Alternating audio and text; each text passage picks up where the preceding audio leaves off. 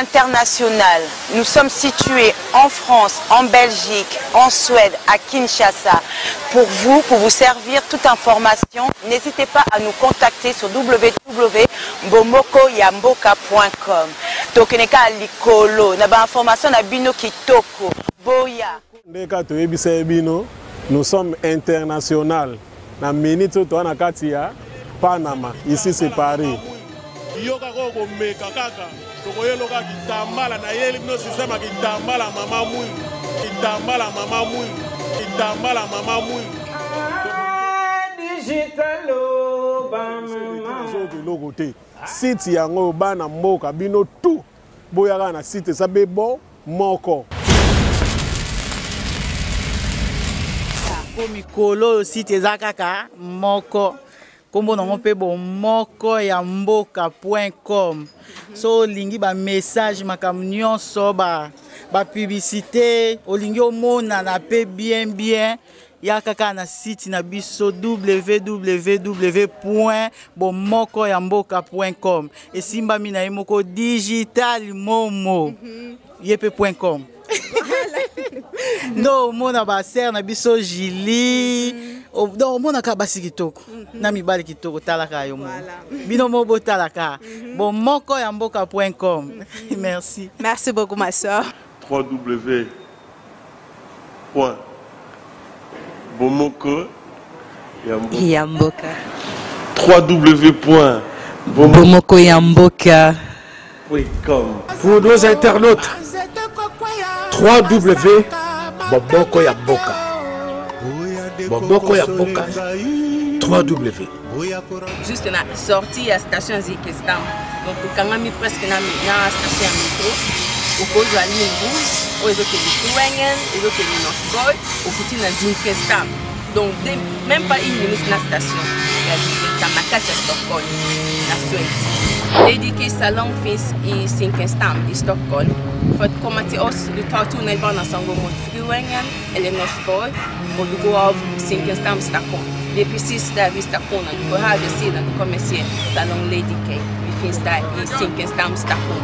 Så röda linjen som går mot Norsborg eller Friängen. Du kan nå oss på 070 040 7449. Så om du vill nå oss på hemsidan, det är www.ladykay.com.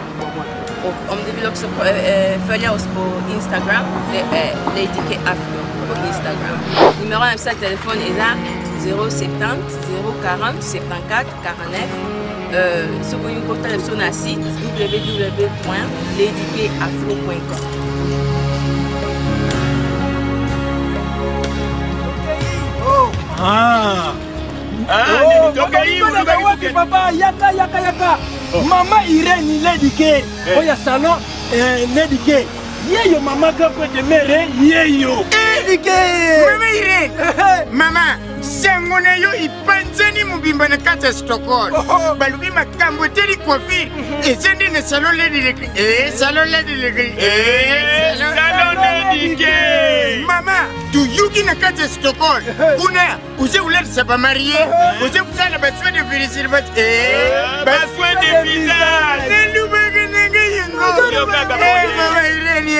Mama, et bon biso bat oi tu mesene ko bende suki. Kuna Nio Cesari na yuka kine sango. Tete kisano la yo ulobi pona bino bato kubenda suki. Ibongo pona biso bato mitu ikenda mupanzi. Ngi bati yangu langi ya izali kungala boy siko ipona biso. Izali ndengini. Solution kuna Nio Cesari. Mama Irene uzefe. Mama Irene ukangi masolo. Ko 20 million. Na meme stock.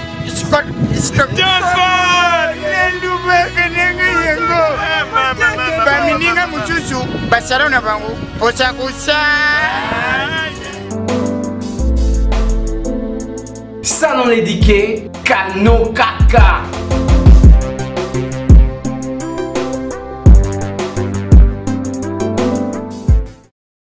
Bienvenue sur www.bomokoyamboka.com. Ezanga Bino la panthère noire, fille à son père. Nazana Katia salon Lady K, salon oyo les autres salaba miteur ba maman Stockholm, mena ba jeune fille donc ba beauté bi mana salon yo moi été. So siko na éviter pour anini ba yakana bomoko amboka mbangu boye. il faut na benga bango po bango moko ba s'expliquer posa na bango eza nini pourquoi ba ki na bomoko amboka et en plus balingi to yoka nini information na bango eza nini. So sans plus tarder nayambi ba paya na ngai bas approcher na plateau bokoyoka bango pe bokoye batina na bango awa eza nini na bomoko mboka soki balingi batekela biso salon ou bien balingi bapesa biso babiloko ofele soyo nayebi yanga te soto yoka bango. Bonsoir maman. Bonsoir. Bonne santé. Santé kitoko. Bonsoir. Bonsoir. Bonne. Malam. Oki opesa kombo na yo bato bayebi yo te pe basi bayeba yo kombo na nani? Nga kombo na nga Edwige Mikalo. Donc kombo na nga ngwana. Edwige Mikalo. Entraînement du Mwana Suka. Mwana Suka. Voilà. Ko se présenter pour bato ba mona yo bayeba yo kombo. Kombo na nga Irène Kunda. Nazali visionnaire ya Lady K. Salon Lady K. Donc yonde ozo kanga masolo ya Lady K. Kandu lobi. Wow. Donc na fandi pembeni ya mukonzi. Tala kaka. Je la fandi pembeni ya mukonzi esengo za trop. So mama, oyemba ngumbangu na bomo kwa mboka. Eza pona nini? Masolo za nini? Bon, raison toyeli awa eza pour tozana journée spéciale. Le 11 octobre, je crois que Batebele ou Baza Bami na Facebook nanga bamoni déjà que toza na journée spéciale le 11 octobre. Yango toyaki awa pona kolobela sur journée yango.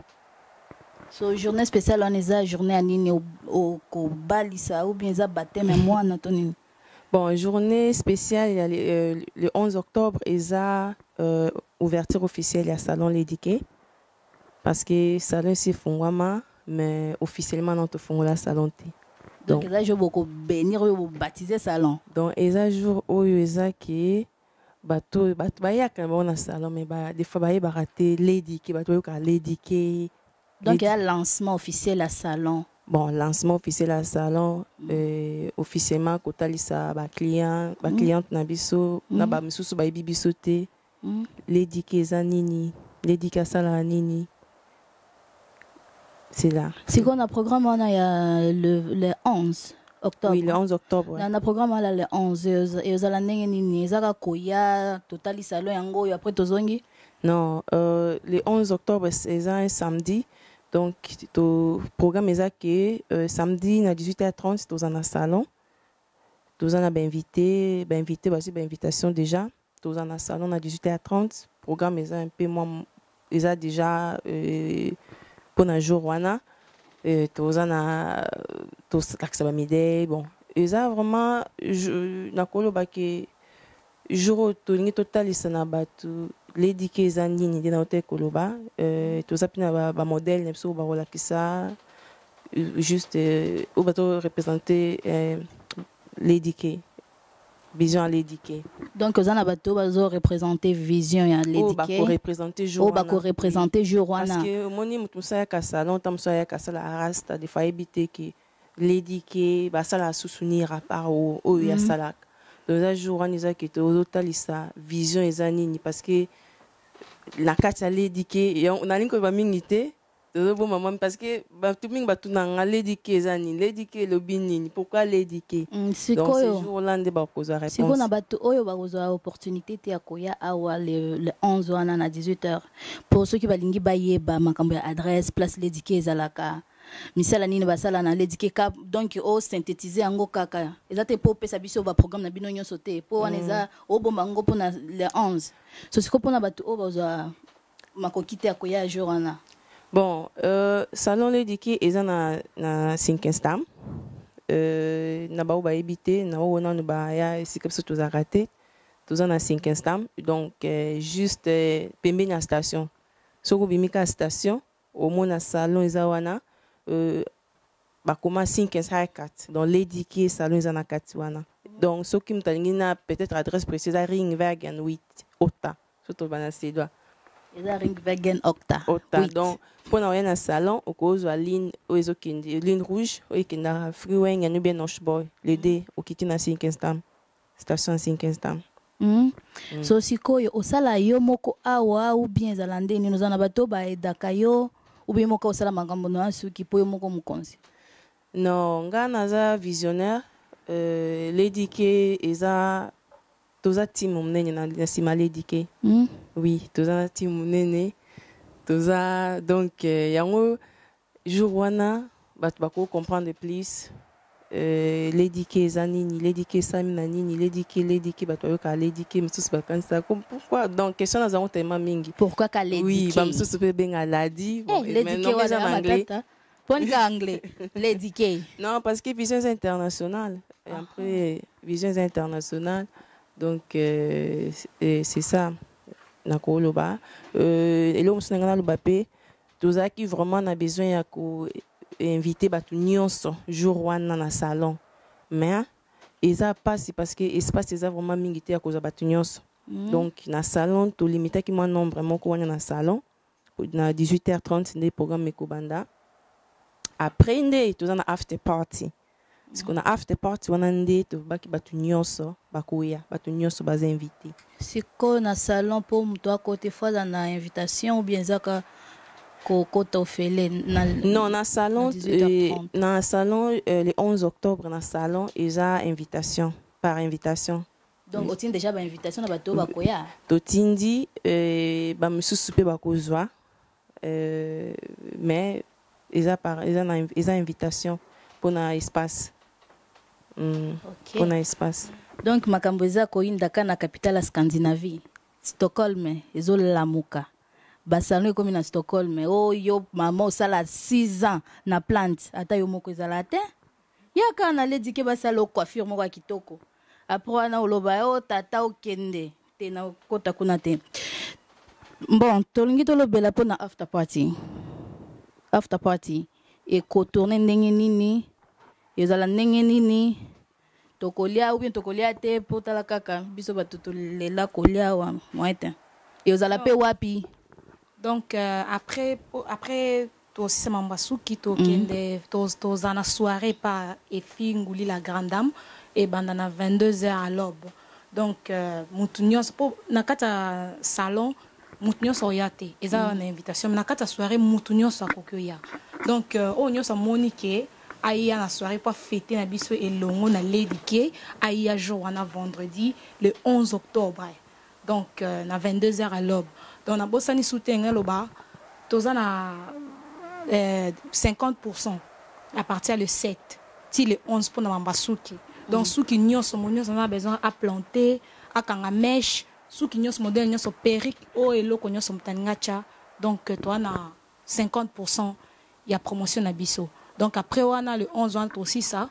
Donc na soirée na biso et pas efi la grande dame na Yusta. On so yebi adresse te et pas iska soirée za non bo santé pour na ça bango ezana Hidinge Backen numéro 16 na Yusta. Donc ozuka ligne bleue. Donc azana biso na soirée na do bo santé to yape pour na tid. Donc air o nyonso ba congolais to respecter air pour na bino mo boye bi salona on se a besoin vendre pas à poser à respecter air 22h na habité que au minuit 22h.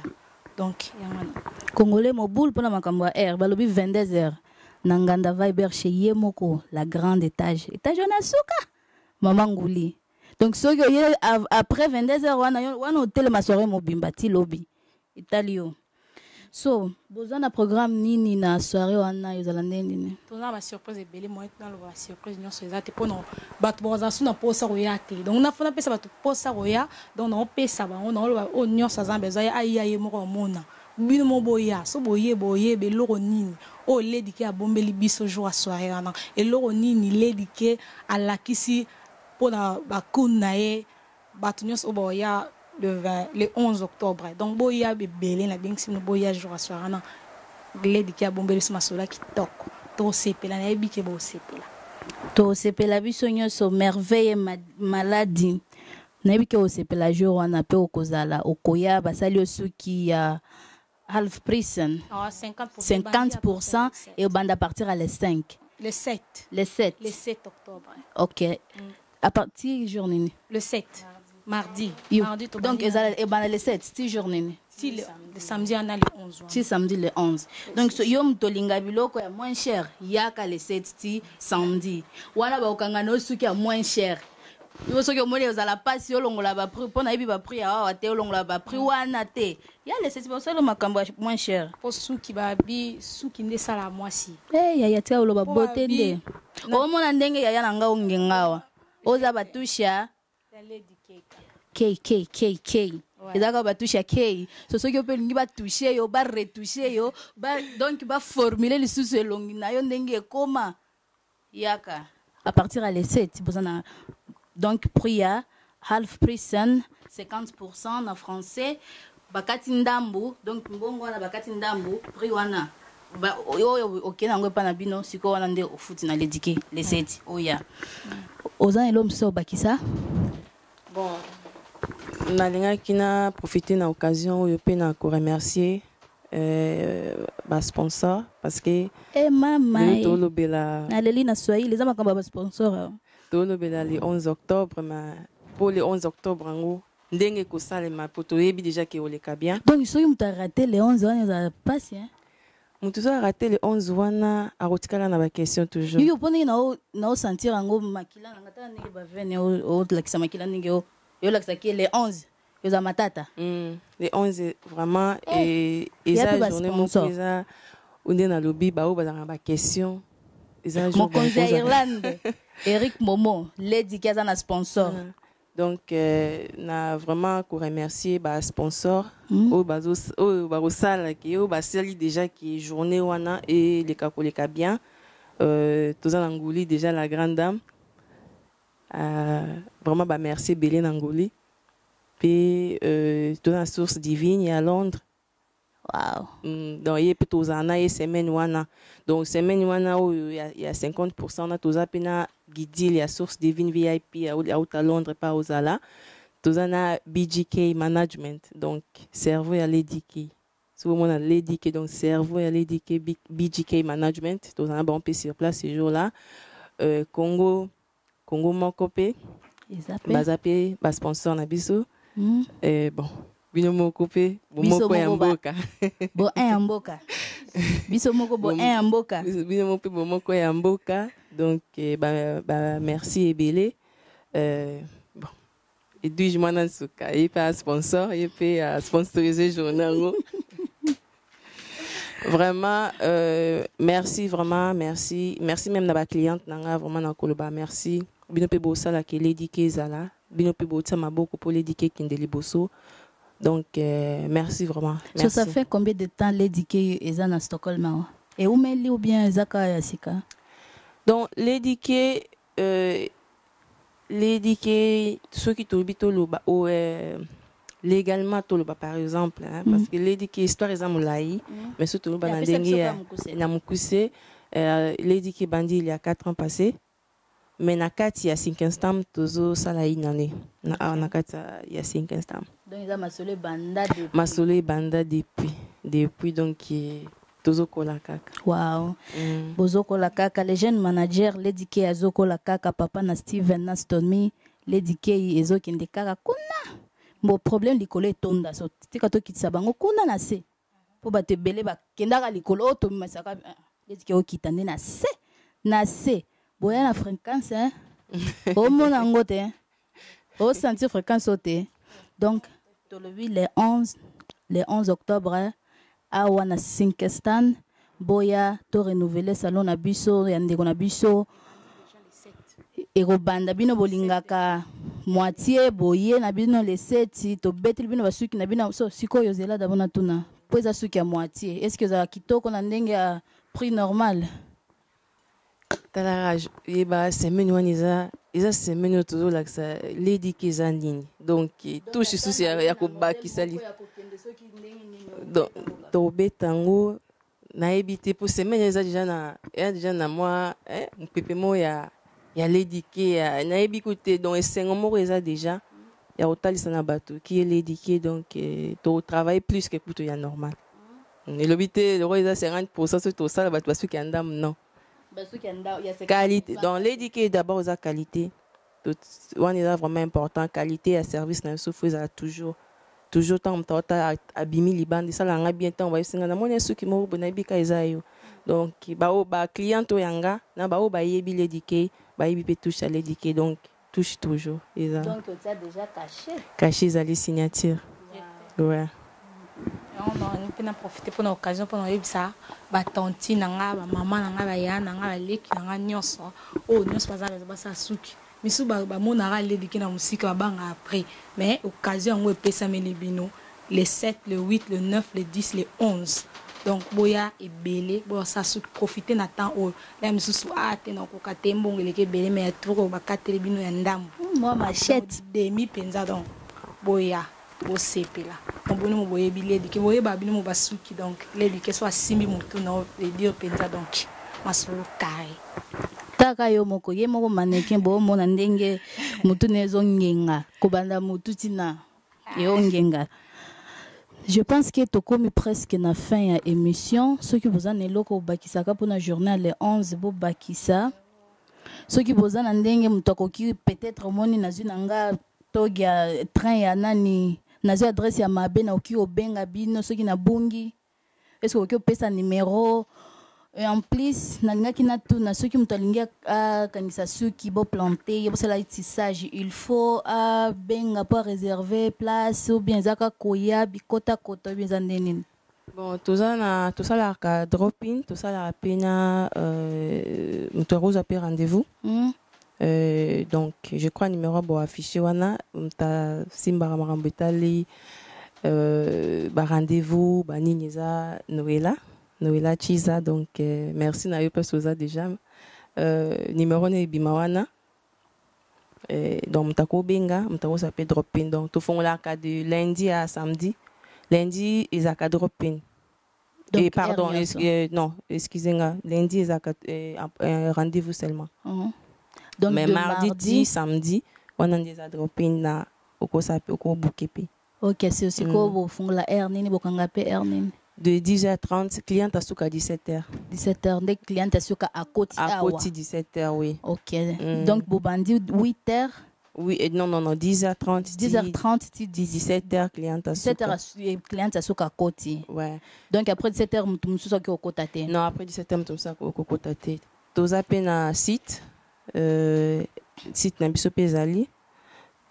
www.ledikeafro.com. Donc tu pas koko tawana so pas ngozo idée ba modèle ligne et tout donc site pesali à kokota siko yo boteka ba mèche ou bien ba plante biloko maquillage tout boteka kawa tout ka ba plante donc okoya maboko pamba kaka plante ezali comme peut sopoya na plante sommet tout na ba plante tout ça plein ba produit musutote kaka do bobotsa suki awa to ye kovo mtaosonga suki awa to ndenge nini donc assurance ezaki atelongeza gugu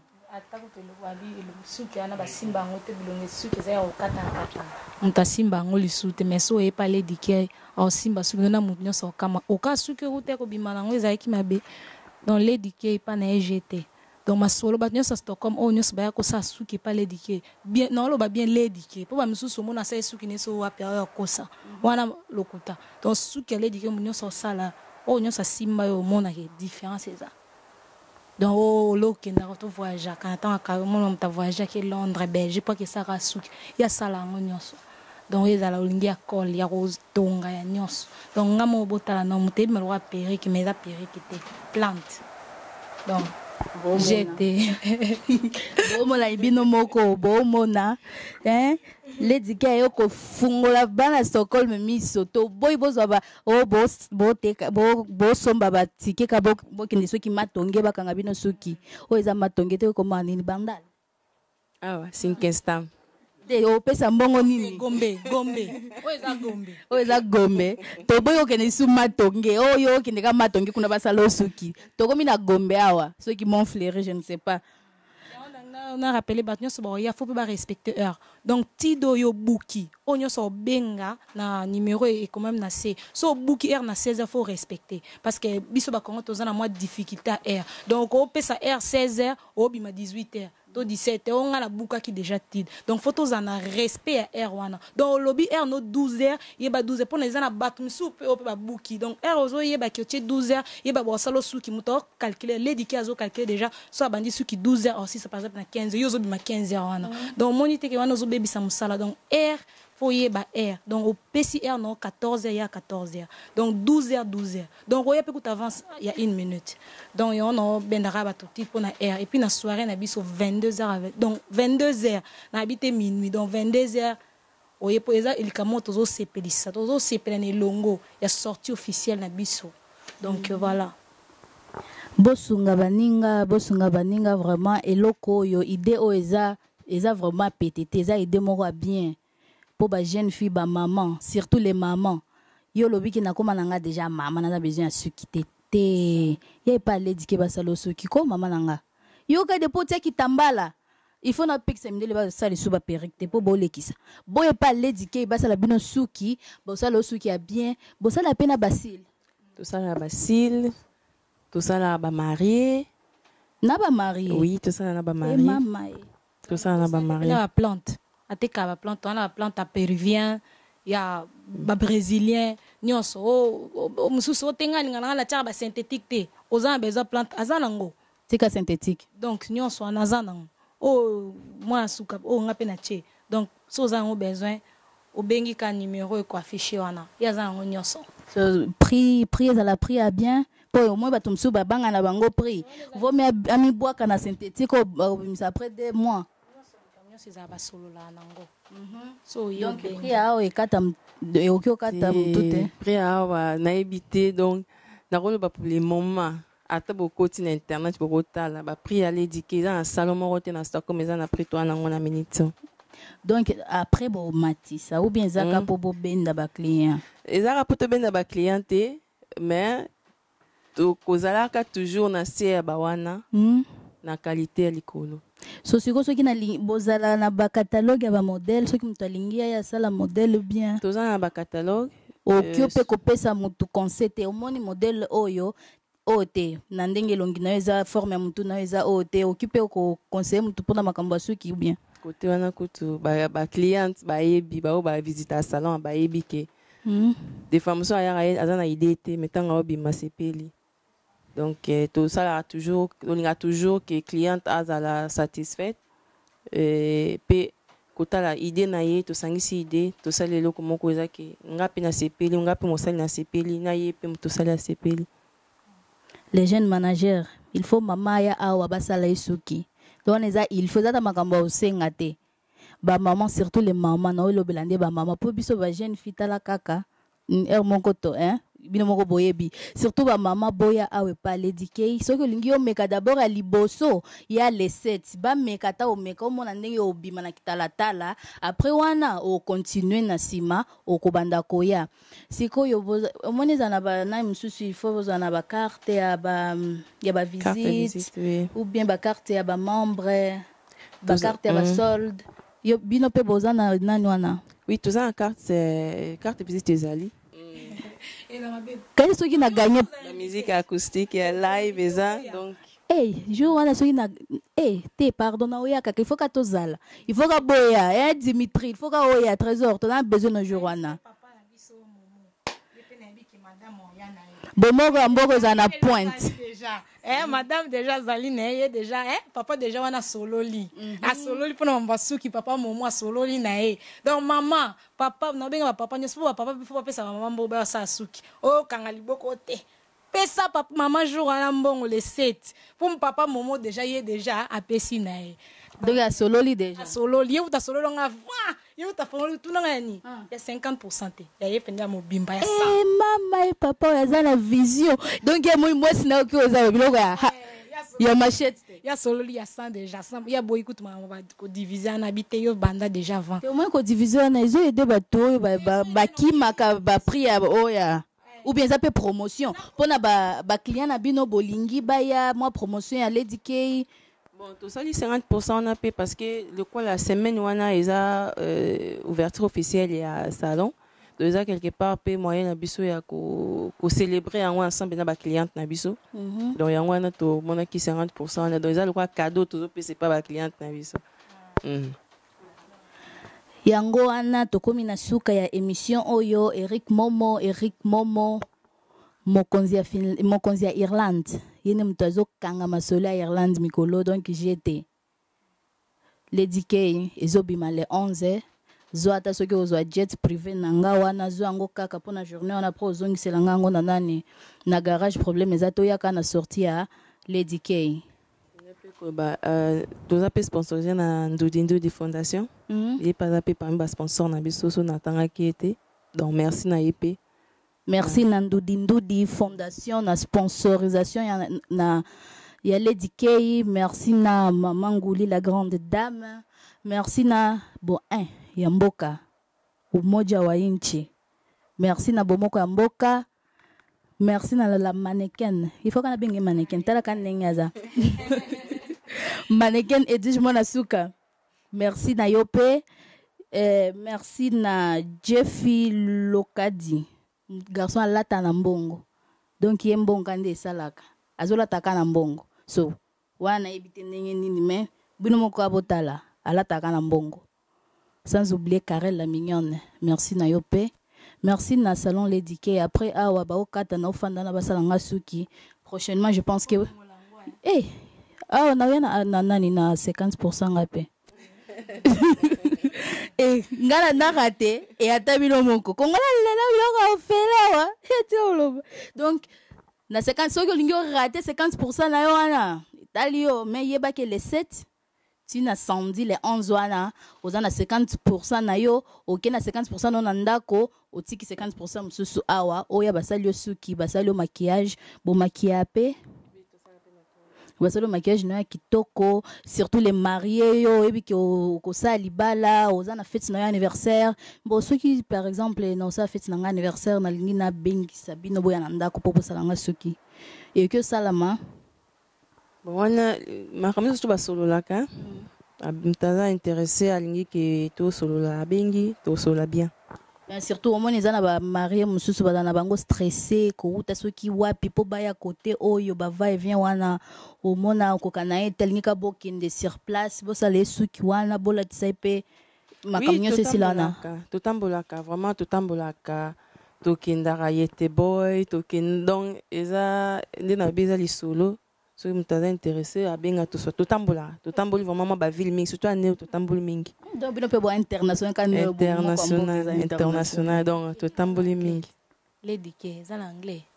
Donc anglais ani, langue ani international. Je dis vraiment Lady K, c'est vraiment international. The Lady K. Boyana Lady K le 11, Boyana Lady K le 11 octobre, Bozangate. Boromela na soirée, bokangisa suki semaine mobimba ya promotion, borobina, bomela, bolia, nyose ozala. Merci na mutu oyo, azasi ma caméra. Merci beaucoup na. C'est comme si tu as mutu oyo obakisa moi un plus. Maman Ngoula linga bakisa moi un plus kapo na soirée wana. Donc bino bofunga kama toi. Ceux qui ont raté soirée wana. Tika. Ngana zale dik jour wana pona salate. Nous allons dik jour wana na salate donc pour soirée na lingite na raté ango. Ceux qui ont raté soirée. Italiot. Mbote mama. Yonde oza sponsor ya Lady K. Étage ya kuna ya suka. So siko yo sponsoriser Lady K na ndenge nini. Yo de mto kombola awa yo de mto sukola ba nini na ebiti yo sponsoriser ngwa nini. Bon, nga eza pona likambo ya after party. Oyo kozala na yo ka bangle obi mamnoko after party. Nganda vibe Shenguli la grande. Oyo batinyo baebi eza na Yulsta hidinga bakke numéro 16.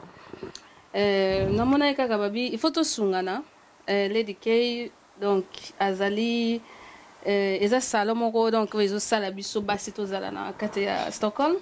Donc namona kaka donc il faut to chaka maboko to soutenir journée wana vomeza la kano. Donc yo sponsorisé na ndenge ya soirée. Oui, na ndenge ya soirée. Siko nyonso te koleka kuna baoyebaka ntango baza sur place. Donc ba surprise eza ebele. Eza ebele. Donc bozanga te boya ebele na nganda vibe. Nzambe ba surprise epesinga posa osanza penza. Oui. Toza na biso wana pe na DJ na biso vraiment kosimba musique jour wana net kaka na film. DJ KBG joue avant mystère. Ya aza na pointe. Ba surprise eza ebele kandi tolobi. Ba surprise eza ebele vraiment. Et yo kaniki eza ebele. Siko elo nini okyo bakisa pour la journée wana. Pour la journée on a déjà quand na ebisi bino na on sentir déjà, hein? Na on sentir net quand net to za pe placité. Vous comprenez parce que c'est la musique acoustique. Vous comprenez? Bah vrai chéri wana nyoso ya Stockholm marozala ba vrai John surtout au santa qui na mariage ba vrai hein? Ba vrai bilongi. Ba vrai bilongi wana bazola ta bien wana. Bazala pe ba kozala. Donc bozanga te. Bazanga te. Au moins ndezo comme na nganda vibe. Cela veut dire que ko vibrer vraiment ma casse. Donc fréquence à vibration à ma tête. Sentir pendant que zo ningana. Et on a besoin de tremblement de terre s'il vous plaît. Bon, sokoye ils ont ningana. Sokoye na nganda vibe il faut linga tremblement de terre parce que kuna vraiment na ngana banga biloko na to besoin de tremblement de terre bo vibrer kaka mena ndenge assez elle dit que vibrer kana se wana ko matalikolo te pardon déjà na on a déjà vraiment que journée on a vraiment za kitoko makasi donc batunya so ba mobiliser Facebook pezo lo bana o yango donc publicité za makasi donc on a que journal za oinda oui ba inviter na biso nyonso to ba ko sepeza mutu mo ta donc ako l'isole ko beta ma jour après ko za kaka ya Lady K salon Lady K vous comprendre ouais donc moi mabanga esala quand même bien talaka ko za na bato balingaka na ba balingaka te bato nayebi te oyo nyonso balinga ngai nalinga bango mpe mio balinga ngai mpe te nalinga bango mais nabosa nte naopesa ser na ngai Judith Lusungama babengaka autrement dit JDT ye mpe fo azanga te le 7 wana ngai mona orapele na obenga ye ser na ngai Ana donc na meshta ye mpe fo azala Gisèle Zinga fo azanga te jour wana donc suki donc babisa na ngai Ani na Londres ye kuta ozwa avion ti awa okitaka mpona mama sola Lady K makambo eza interna ebesi bato nyonso nabosa te papa na ngai grand frère na ngai nani grand frère na ngai Dadi Lufuku donc ye mpe fo apesa mama aya mpona mama suki quoi donc napesi bato nyonso te nguli la grande dame ye déjà donc aye étage asuka avandanga mpona mama sola suki donc bato nyonso balinganga baya oyo nyonso mama yaya leki nyonso boya mpona journée na oprofite na occasion wana po suki wana baobakisa nde Lady K asalaka wana ezala déjà kitoko mais siko azobakisa su fois deux so siko ozela pardon tuna yoyeka mbala moko na suki wana ya moitié na 50% eza pe na prix soki na yeka maboko pamba est-ce que noki osomba pe manche ou bien plante pe ya moitié te ya 50% ou bien plante na ba biloko basuki yango moko ezala prix normal après pona kokanga kaka wana ndezi faut 50% nyonso babi divisé par 2 donc ata makiki onga na tie soki ezalaka kokuta ata 100 courants divisé par 50 donc nyonso o maquillage soka tchaka na prix boy nyonso etangami o ezana 4 salon Lady K a journal le 7 le 8 le 9 le 10 le 11 et ça toujours divisé par 2 donc à diviser les bino penza par 2 so 10 fois 2 ça li combien 50 donc naza bien na mathématiques c'est tout nanga après émission na répondre et là vraiment 50% la nyonso donc ko banga na te o bon plan son na ye nango eza combien donc a tie nyonso eza 50% jour wana o ya na ya sorti na biso ouais bon na ngana tuna lisusu mona eza na ba modèle mosusu oyo eza na prix nango eza ba modèle mosusu eza na prix nango mais awa eza la bongo te eza bongo et ba modèle nyonso modèle nyonso eza na prix moko te OK donc ça c'est long modèle OK na bo sente apesa pe susu merci na bo moko amboke papa momo nande kia ndimi biso na Lady K poto yaki to benye kambango bon mais à disposer Tana biso Eric donc, Momo mokonzi ya Irlande papa Eric Momo na Irlande donc sito bomoko kaka donc numéro 1 tokende ka liboso 1 à 1 yo ezokanga masolo na kati kwa tobi na kati ya monde entier. Ya au moins quand biso toza international mbosi ko na ebite peut-être l'édiquer pe tala ki côté na biso habité tika biso pe to la international ko la bomoko mboka international. Ata moi salam sala bien maman. Salam. Pone bi keza na bato balinga yo trop. Eza pe na bo balinga ko te so pesa bango ka ba hey na bango. Balinga ngati wana balinga bango makasi. Na préfère na bango.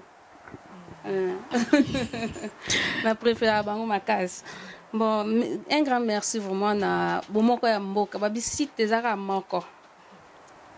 Site ezaka moko bomoko ya mboka. Merci beaucoup. Ba grand merci Susu na Papa Lopango. Prince Monzale.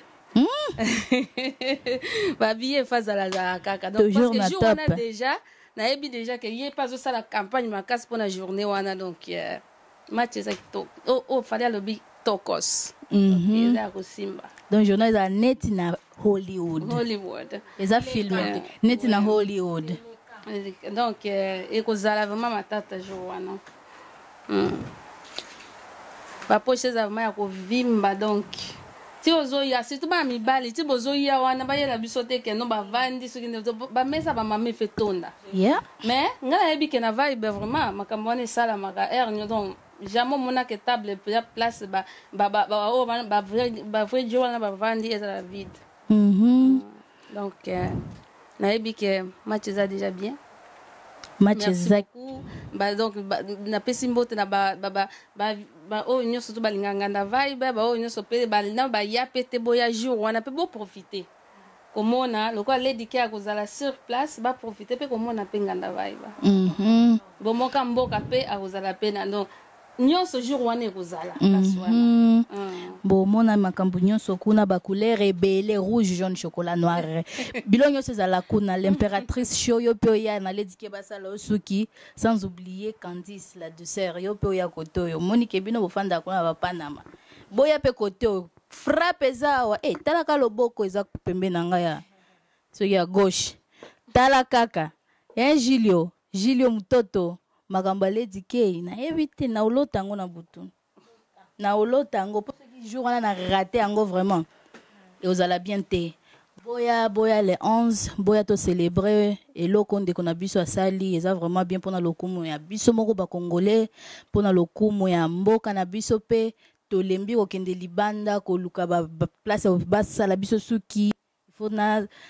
voyager kaka poka basalanga suki ata bino moko ezala te tokomi na eloko na biso awa na ndako awa oyo mtoza na Malmö yo mtozala wapi oza wapi ka ana Stockholm oya awa basalo suki na prix moko kitoko basuki pe kitoko eza awa bakosala yo suki moko bien obima pe lisuki kitoko koleka ndenge ozalaka malgré mais obima no kaka bien ata elongineza na ebite kuna na okota te mais obima no kaka bien boya botika masolo wana ka otia ba perike surtout perike wana bozela perike ni pisinga kanda osaulela mais boya les 11 lingi biloko moins cher ya les 7 ba beto suki moka kitoko ya les 7 ezanango les 11 ezanango les 7 style les 11 oya basali suki moko ya bien zate po ezana moins cher wana ezala suki ya mabete eza moins cher mais ezala kitoko po bazola kisa loboko bola kisa musala na bango ndenge basalaka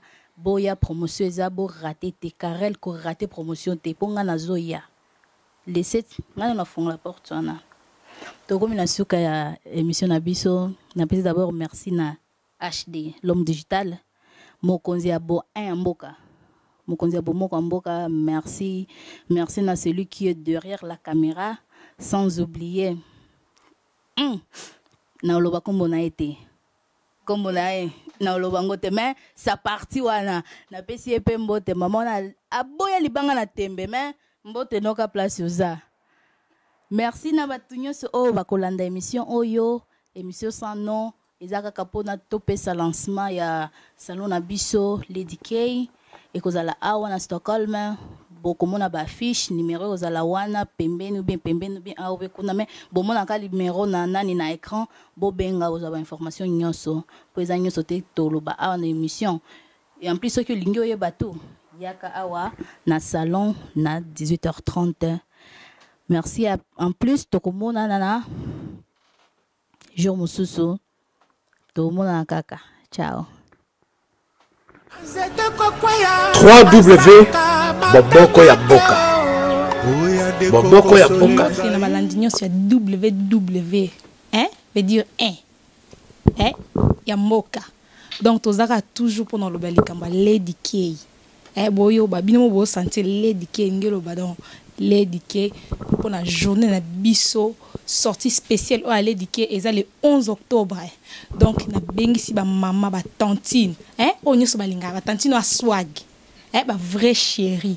Eh onyo so balinga donc ba midèle wana donc oh eh pa oh lengi ça ba papa quoi. Donc na bengisi bino nyonso boya pour la journée wana le 11 mais pour la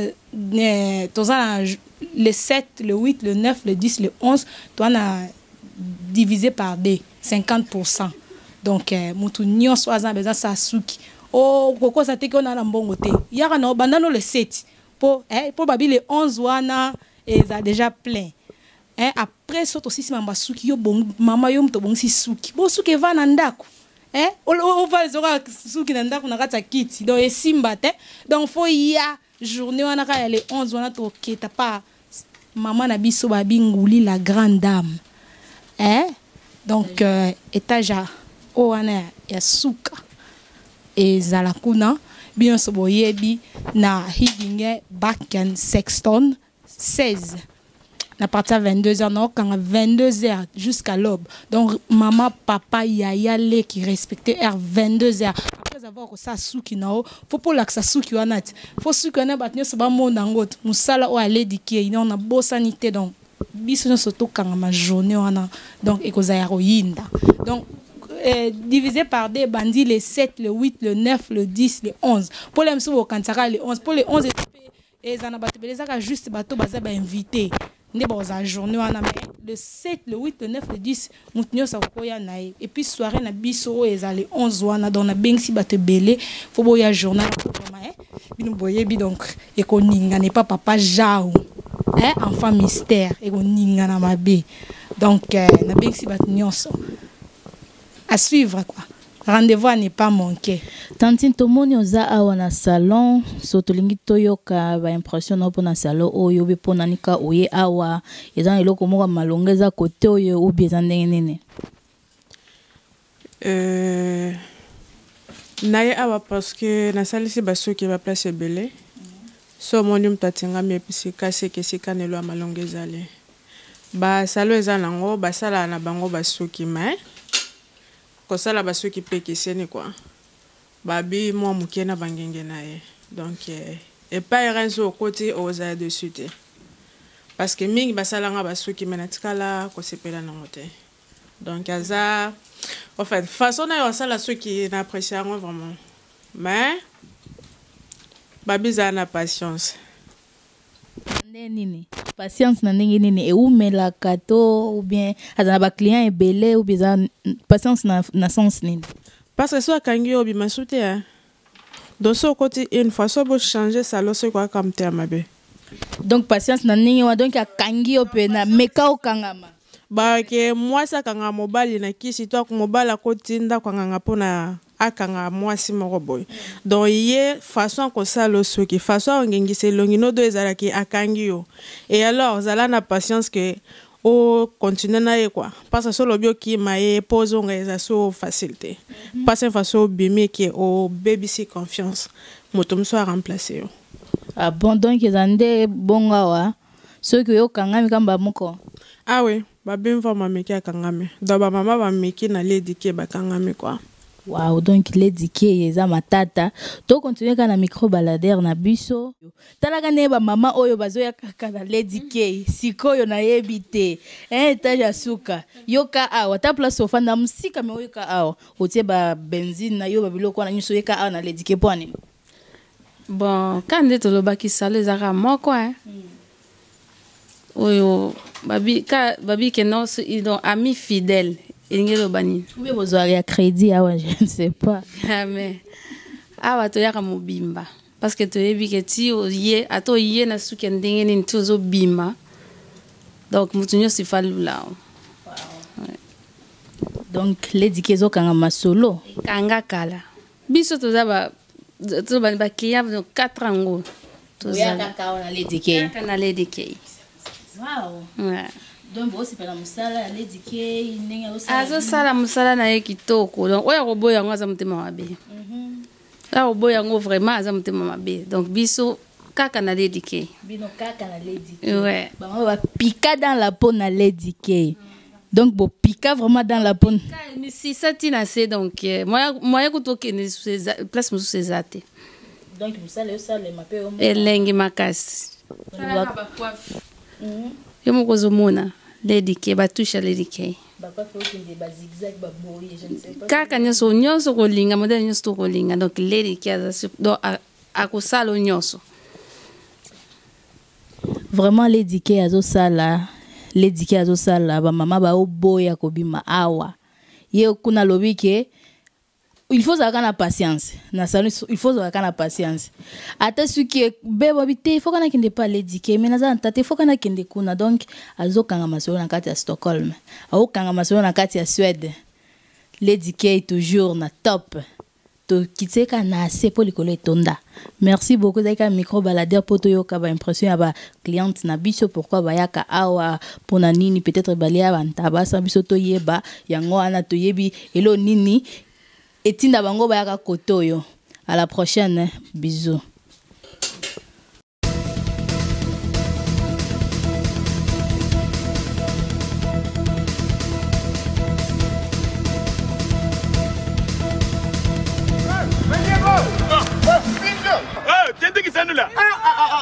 Monsieur Minzo yaya tunanga nini yaya siste ndengo moni tukute na yo boy na bani ku yapo na yo est-ce que numéro wo tutwaka wani ya salon zela kaka paniti lelo numéro ya salon Lady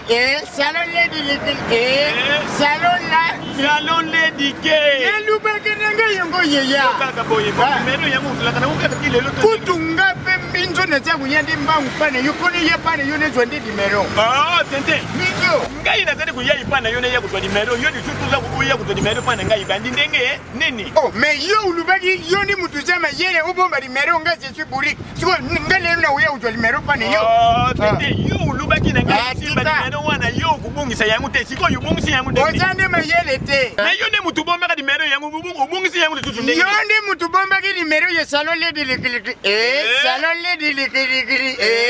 salon Lady K nalubaki nenge yungo metete soki nde mwana nga na Stockholm na kukende susu te likolo na yo siko yo ni mutu sali eloko moko ezalaka te mpinzo mayebo zoba kusala mabe yo nduzali zoba yo ndelungwa yo nduzali zoba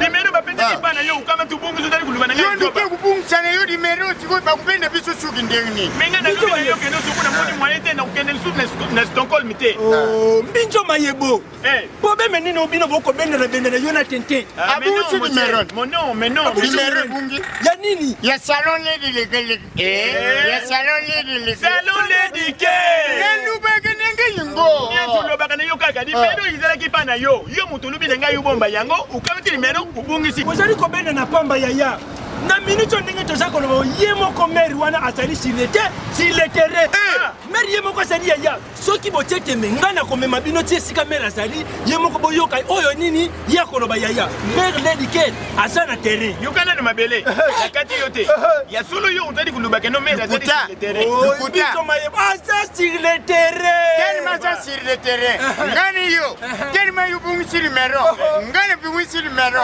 ngani sikone bima eli koya ko mutunanga tukeyala sabara soki tuke kuna tumoni mama te iloko ngana kusala bino mibale boko matériel toke to komona ye salon Lady K eza na kati ya Stockholm na station ya Zinkensdamm juste na sortie ya station ya Zinkensdamm donc tukangami presque na station ya métro okozwa ligne rouge oyo ezokende Tuengen ezokende Northvolt okuti na Zinkensdamm donc même pas une minute na station ya Zinkensdamm na kati ya Stockholm na Suède.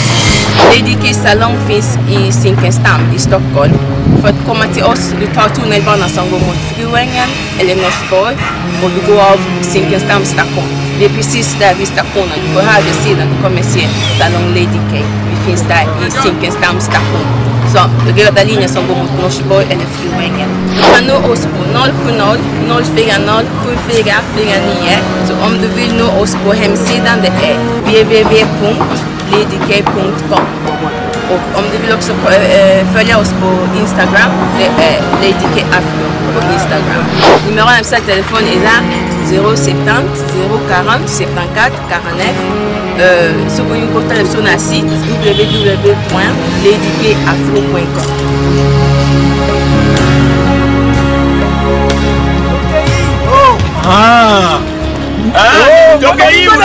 Papa, yaka. Maman Irene Lady K.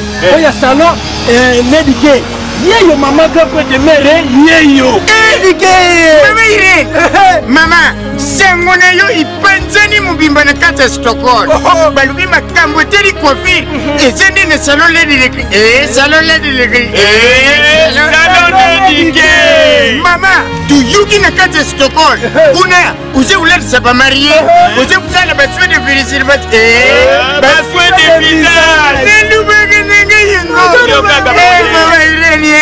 Mama, et bon beso bat oi tu mesene ko blende suki. Kuna Nio Cesari na yuka kine sango. Nende kisano la yo lobe pona bino bato ko blende suki. Ibongo pona biso bato mitu ikenda mupanzi. Nenge bati yangu langi ya izali kungala boy siko ipona biso. Izali ndenge nini? Solution kuna Nio Cesari. Mama Irene nous a fait. Mama Irene nous kangi masolo. Pour 20 millions. La même stock.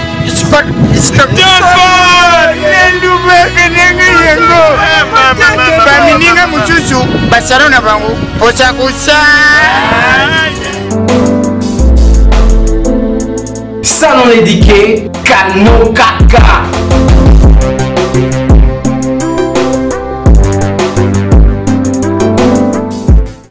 Mikolo site eza kaka moko. Kombo nango pe bo moko ya mboka.com. So lingi ba message makambo nyonso ba publicité olingi omona na pe bien ya kaka na site na biso www.bomokoyamboka.com. Esimbami na ye moko digital momo yepe.com. No mona ba ser na biso Jili. Donc mona ka basi kitoko na mibali kitoko talaka yo mo bino mo botalaka bomokoyamboka.com. Merci beaucoup ma soeur. www.bomokoyamboka. www.bomokoyamboka.com. Pour nos internautes, www.bomokoyamboka. Bomboko ya Boka 3W.